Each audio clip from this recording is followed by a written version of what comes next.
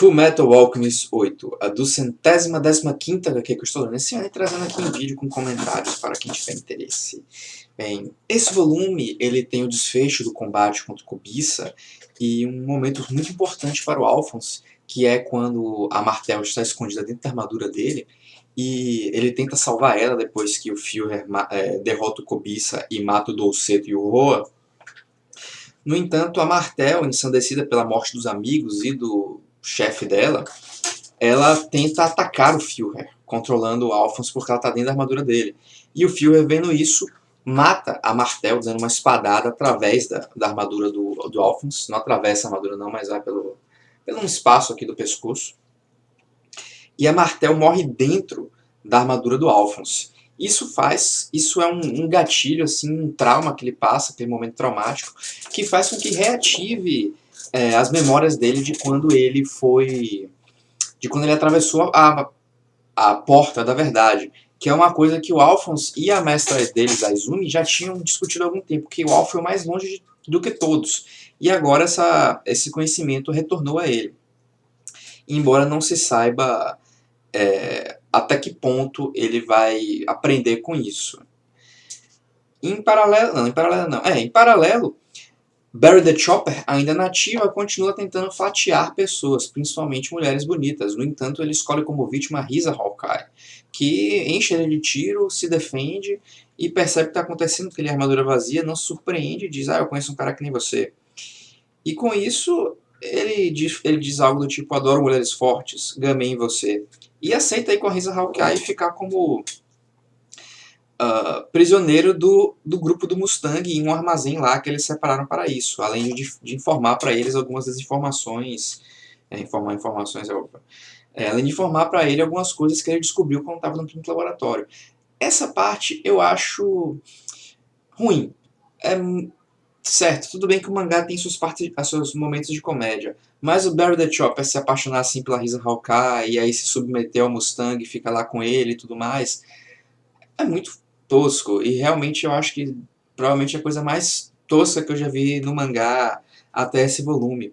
E eu gostaria muito que tivesse sido de outra forma, ele perseguir a Risa se defender, conseguir se salvar e capturar ele na marra mesmo, não porque o cara que é uma armadura vazia se apaixonou por ela e agora quer trabalhar com eles.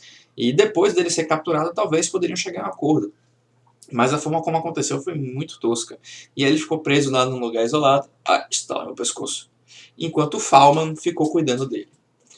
Em meio a isso, o Cobiça é levado lá e transformado de volta em um líquido bizarro, provavelmente é o líquido da Pedra Filosofal, e bebido de volta pelo pai dos homúnculos, uma figura misteriosa que ainda não se sabe quem é. E após isso, o mangá se concentra nos personagens de Xing que chegaram até Artemis Amertis, no país lá que vive o Edward Elric. E esses personagens, primeiro tem uma garotinha Xiaomei, que ela tem um panda gigante em miniatura, literalmente um panda gigante em miniatura. Isso aqui não chega a falar nesse volume, mas eu lembro disso. E ela pratica a alquimia lá de Xing, que é uma alquimia diferente, ela consegue fazer alquimia à distância, fazendo um círculo e usando o círculo para jogar umas faquinhas que ela consegue fazer uma alquimia à distância. E mais tarde aparece o Lin, eu acho que é Lin Yao o nome dele, mas principalmente só Lin, lá na cidade do Rust Valley, onde o Edward foi novamente encontrar o Winnie para consertar o auto-mail dele. E depois que o Lin é apresentado, ele está caído no chão morto de fome, e é um imigrante legal, e eu acho que ele chega a dizer que ele está em busca da imortalidade. Aparecem também os servos do Lin, que são o Wu, que é um velhote, e o Shun, eu acho que era isso, o Shun, que são basicamente dois ninjas, o que é curioso, já que é a China e não o Japão, o Xing, né? E eles se apresentam na porrada e acabam ficando meio que amigos, numa aliança incerta. E assim, esses personagens de Xing, eu gosto bastante deles, principalmente do Lin e da Oshun e do Hu. A Xiaomei eu não tenho tanto apreço não, mas a forma como eles são apresentados na história é meio aleatória, como se o autor, vou colocar uma coisa nova aqui pra causar. E aí cria esses personagens que são personagens bons, mas a forma como eles entram na história e a forma como eles colaboram para a história nesse momento, e até onde eu me lembro do mangá, eu não sei se tinha tanta essa validade deles aparecerem. Muito melhor, se a ideia era criar novos aliados para os personagens, seria usar aqueles capangas do Cobiça, o Dolceto, o Roa, Martel. Tudo bem que iria perder um pouco daquele impacto deles morrendo lá para o Führer e da Martel morrendo dentro do corpo do Alfred.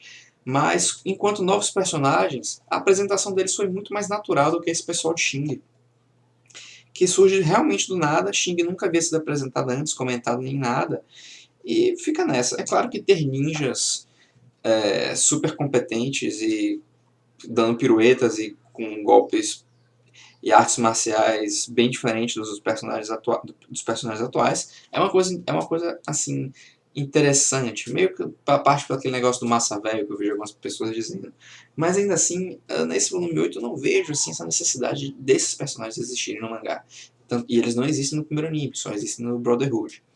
Mas eu vou estar lendo com atenção para ver qual será o papel deles aqui nessa história e se realmente tem validade. Mas até o que eu me lembro, e tem coisa mais pro final do mangá que eu realmente não me lembro direito, não vi assim toda essa necessidade desses personagens, a contribuição que eles tiveram para a história, do tipo, eles têm um arco narrativo, mas eu não sei se o arco narrativo deles contribui para a trama geral da obra.